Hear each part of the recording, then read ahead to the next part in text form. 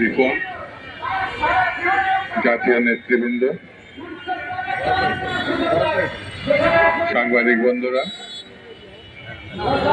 উপস্থিত ভাই এবং বোনেরা, আসসালামু আলাইকুম। বাংলাদেশ তখনই বিপন্ন হবে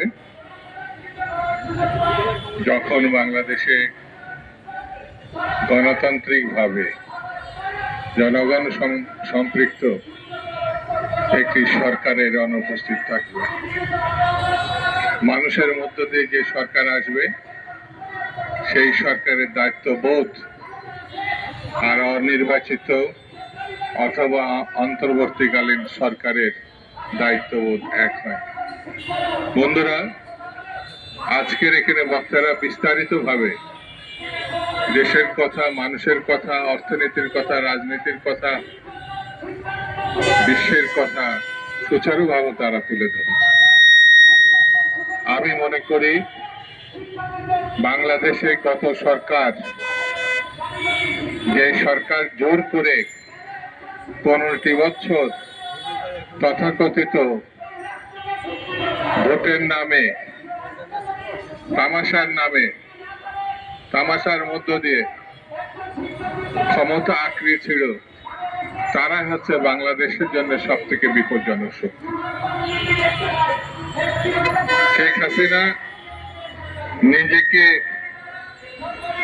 গণদুশমন হিসাবে, গণশত্রু হিসাবে তার কার্যক্রমের মধ্য দিয়ে নিজেকে জাতির কাছে, বিশ্ববাসীর কাছে তুলে ধরেছে। এত বড় ফ্যাসিস্ট, এত বড় গণহত্যাকারী, এত বড় লুটপাটকারী বাংলাদেশে 54 বছরে কখনো কেউ দেখেনি। শেখ হাসিনা যখন এখন পলাতক অবস্থায়, যে দেশটি বাংলাদেশের ব্যবসা বাণিজ্য বন্ধ করে দিয়েছে, বর্ডার সিল করে দিয়েছে, দেশের জনগণ পার্শ্ববর্তী দেশে যেতে পারে না, যারা এই দেশকে শত্রু ভাবাপন্ন দেশ হিসাবে মনে করছে, সেই ভারতের কোলে গিয়ে তিনি আশ্রয় নিয়েছে। আওয়ামী লীগ এত বড় নির্দয় নির্মম শক্তি হওয়া সত্ত্বেও, চিহ্নিত গণহত্যাকারী হওয়া সত্ত্বেও তাকে তারা আশ্রয় দিয়েছে। বন্ধুত্বের মুখোশে তারা গণহত্যাকারীকে সমর্থনের মধ্য দিয়ে গণতন্ত্রের বিপক্ষে অবস্থান নিয়েছে। বাংলাদেশের স্বাধীনতা এবং সার্বভৌমত্ব যদি রক্ষা করতে হয়, তাহলে এই গণহত্যাকারীদের, লুটেরা এবং তাদের বন্ধুদেরকে আমাদের রুখতে হবে, ঠেকাতে হবে, সজাগ থাকতে হবে। আর তা যদি সজাগ না থাকে, তাহলে আমাদের বড় ধরনের ক্ষতি হয়ে যেতে পারে। বন্ধুরা, আজকে আমি বেশি কথা বলবো না, শুধু এতটুকু বলবো, বাংলাদেশের নির্বাচিত সরকারকে যারা ঠেকাতে চাবে, যে নির্বাচিত সরকার জনগণের ভোটের মাধ্যমে বাংলাদেশে ক্ষমতা গ্রহণ করবে, জনগণের হৃদয় সরকার হিসাবে আসবে, সেই সরকার আসতে পারে জনগণের ভোটের মধ্য দিয়ে।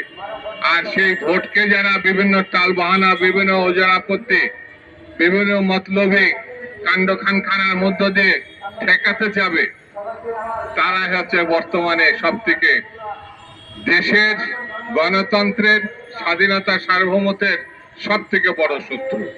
এটা আমাদেরকে মনে রাখতে হবে। বাংলাদেশ থাকলে আমরা সবাই থাকব। বাংলাদেশ থাকলে একসময় সব সমস্যার সমাধান হবে। বাংলাদেশ থাকলে ৭১-এর মুক্তিযুদ্ধ থাকবে। বাংলাদেশ থাকলে বিশ্বের সামনে একটি গণতন্ত্র, স্বাধীনতার যুদ্ধে লক্ষ লক্ষ মানুষের দেশ, রক্ত দেওয়ার স্মৃতি সেগুলো থাকবে।